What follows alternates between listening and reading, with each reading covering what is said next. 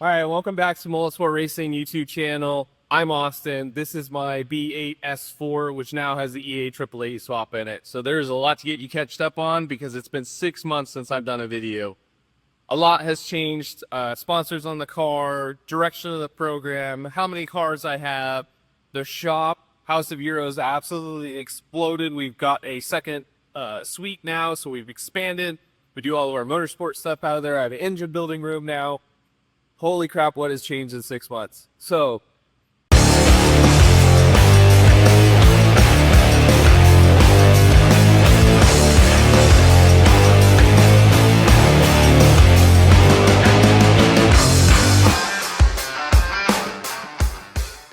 right, let's dive in real quick, give a quick rundown. If you are subscribed and following along, then you've seen my YouTube shorts to kind of get you guys up to speed, but I'll give you a quick rundown. Change on the car. We are now back working with ECS tuning. Obviously we have German League tuning. We've always really had them in the background, but now they are the main tuner on the car. 034 just doesn't offer tuning support for standalone. Molly is finally back on board. I am so freaking excited. I always use their products even when they had stepped away from drifting. Kind of hung around in the background, was patient, and as soon as they opened the floodgates, I was right there to hop back on board with them and support them greatly. EBC Brakes, EBC Racing has been the fundamental sponsor of my entire program. I can't say enough about them. They really believe in me and what I'm doing, and I'm so stoked to have them on board. We actually have some good products coming, some unique stuff that I helped were a part of building, so I'm super excited for you guys to see that. Saw built, dude builds rad parts. Greek guy, we have his DI delete, we have his rods on this motor, and hopefully we can convince him to build some more EA AAA parts for you guys around the world. That's a wrap. Obviously completely redid the car. God, it's been since my Pro-Am days that I've had a black race car, but I'm actually kind of digging it. I really, really like it. So yeah, we went to black as the base color. Funny enough, like Liquid Moly was very involved in the livery process with this, so I wanted to do a Liquid Moly livery coming back to Liquid Moly. I wanted to incorporate flames. I'm old school drag racer, old school hot rod guy, so I gotta have the flames.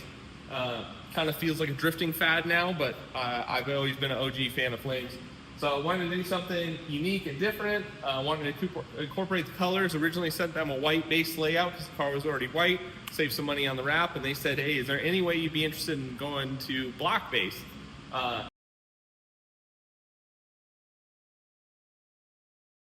right, so that didn't work out. Let's get you caught up to speed. A lot of changes have happened. We got a lot to go over, but we're back racing and we got a big season ahead. All right. So like I said, a lot has changed. We got a lot of things to talk about. We're here in the enclosed trailer. I can't believe how far I've come in such a short amount of time, and I haven't really been keeping up with how fast everything has been going over the last year and a half now. So we started House of Euro. You guys have seen that in the videos. I'm more gonna start processing and doing media basically as like a photo album of my racing career, however long or short it ends up becoming. I want to try to document everything so I can go back and kind of feel the steps along the way. So yeah, the S4 is back up and running. I say back up and running because in the last, or beginning of this video I should say, you guys saw that we, as House of Euro, which has absolutely exploded and been insanely busy, we expanded. I have a whole motorsport / race division, a whole suite to do that type of work out of. So that kind of like snowballed into how we got into being able to swap the EA AAA, able to put it on a Link standalone ECU. Brad was instrumental in tuning it, and we got it up and running. We used the factory basically drivetrain. We put it back into the car, and to be honest, it worked really well. It made insane power. We never ended up dynoing it, but I can tell you from her runs in Mexico, the car was really fast. It did have a bunch of boost lag, just being a small cubic inch motor. We put a big turbo on it. We made 30 pounds of boost. We turned it 8,600 RPM. But unfortunately we had a bunch of oiling issues.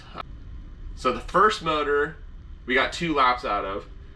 We had a backup motor already ready to go. That was kind of the plan with the EA888, is to be able to put a spare motor in the trailer. We knew we were going to be pushing the engines. I assumed we were going to be sending, pistons home, melting pistons, things like that, just because of the boost, lifting heads, head gaskets. I thought those type of failures were going to be common in the 888 program. And our goal was to make 800 plus horsepower. Ideally, somewhere in the 800 wheel horsepower was like the ultimate goal.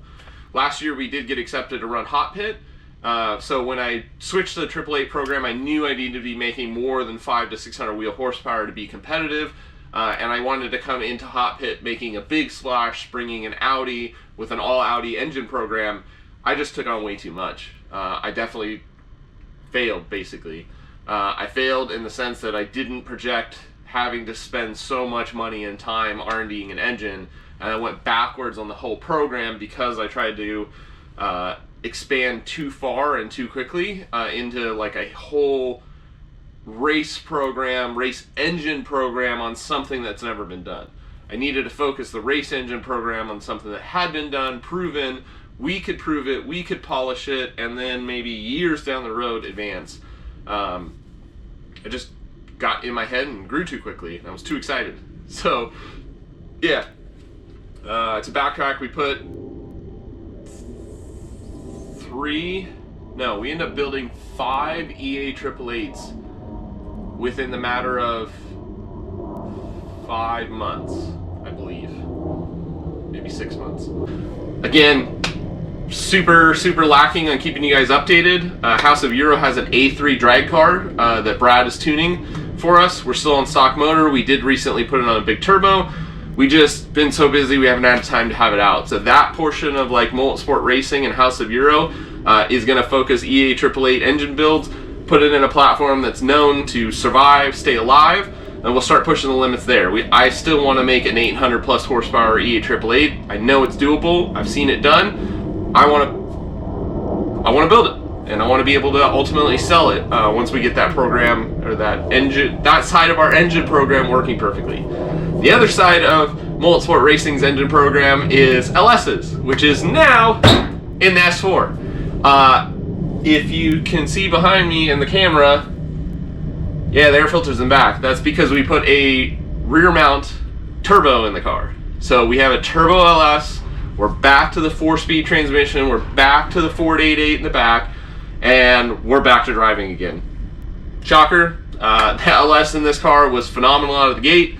It was an iron block 6-liter that Multisport Racing built, actually in a barn in East Mesa.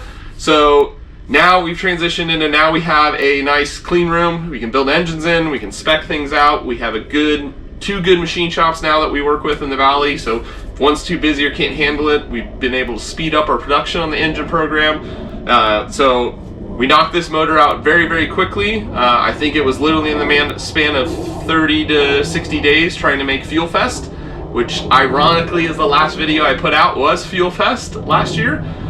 So we did make it Fuel Fest this year. We'll start this video, or in the next video, go into Fuel Fest. I did get a little bit of media there. Obviously first event jitters with redoing the car constantly. We did have basically no issues. We had a couple things that we worked themselves loose. We had to put Loctite on, put them back together. Other than that, the car did run basically until it couldn't. We did have an oil cooler failure. Scary, I know, but the safety parameters that we put, we're now back on a Holley ECU. So with our troubles with the 888, we put safety parameters. The dash told me that the oil pressure was getting low way before it was. Obviously that's an alarm, shut the car off, and sure enough track workers come flying up, say, hey, you're leaving a trail of oil behind you, something happened. The oil cooler actually is just a faulty part. It's separated at its factory welds or joints. We went to a local event, Mod Culture Ciders only. We got tons of seat time. We put 4 or 5 different tires on the car. I applied for a hot pit earlier, or end of last year, weeks ago now. I got put on a waiting list. So my fault 100% because I assumed the previous year that I had been accepted. I was like a shoe-in for this year, and I didn't really fill out the application to the best of my ability. So with that, I still wanted to compete, and I still wanted to work my way up hot pit. Hot pit was still the goal. It had been kind of like teased to me, and I just was not going to settle for a no answer. So we signed up for Flavor Express. We signed up for UDC. We were approved for UDC to drive in their Pro 235 class. Obviously, the car with a turbo V8 on a 235 is a bit overkill. We have been running the motor at very low boosts. We started out at 4, we moved up to 8, now we're up to 10. Kind of seems like the limit of a 235, at least to be, fair or have decent tire wear. So yeah, everything's been good with that. And then we got an email. We got in hot pit. So change of plans slightly. We are going to be running hot pit 2026 season. If you can't tell by the expression on my face when I'm talking about all the engine troubles and the 888 swap and the 2-liter, while it was super cool, I was super excited. This is bigger news, and I'm incredibly grateful for where I'm at. I can't say it enough without being cheesy, but if I didn't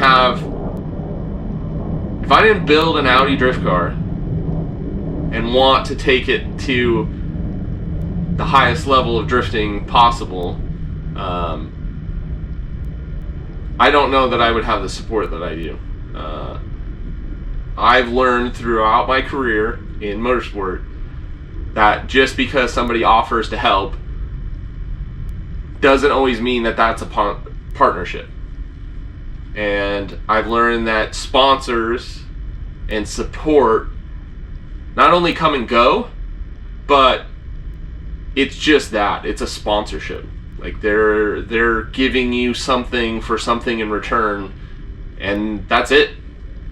And like my company, House of Euro, I work better when I have a group around me, a team around me, a company that not only wants to see me grow, but wants to grow with me and truly supports who I am and what I'm trying to accomplish.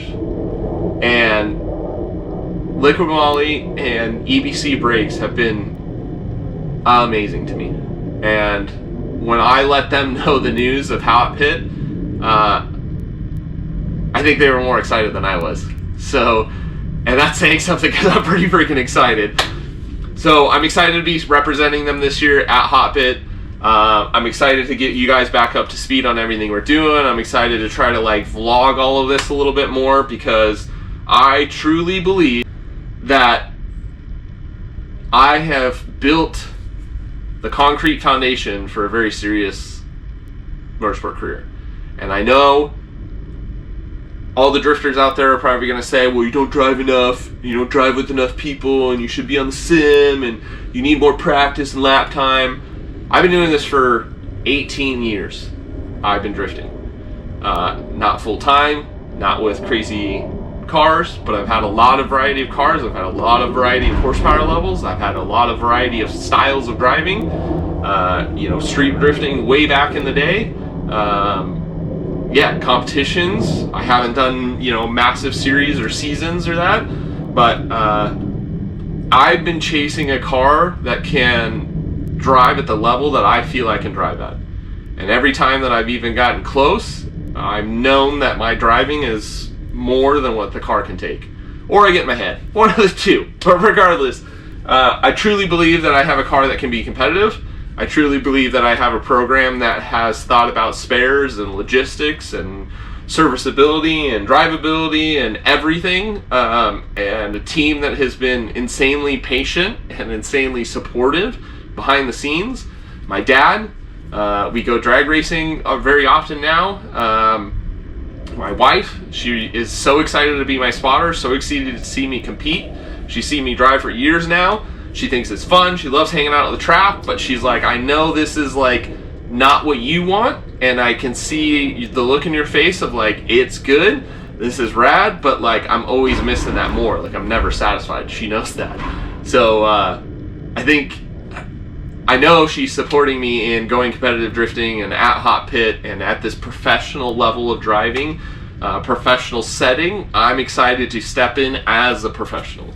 So, yeah, we're going to hot pit, and I'm excited and I'm a little scared, but I truly believe that we have a program that is going to be able to position myself that if I can drive and handle the pressure and compete and play the game, that we can put it on the podium this year. I really believe we could. My goal is going into hot pit is to qualify, obviously, but my goal in season 1 is I want to be as highest qualifier as I possibly can each round. I want to go to a top 16 ceremony.